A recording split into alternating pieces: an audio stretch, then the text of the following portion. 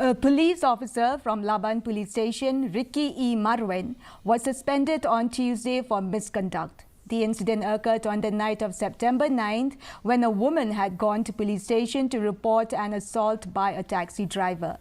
Concerns were raised regarding the behavior of the officer on night duty, who was allegedly under the influence of alcohol, leading to an altercation. The victim received assistance from the women's police station and a case was registered following her FIR. An inquiry by the Laban sector police officer led to swift departmental action, and the officer was suspended as a result of his actions. Yes, regarding yesterday incident in the Laban police station, that he misbehaved with the public while he came for lodging FIR and didn't entertain their FIR.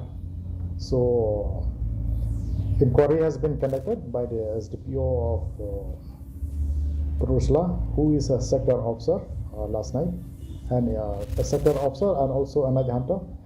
And as per his report, so a suspension order has been issued, and accordingly, SI Ricky E. Marwen is suspended from today.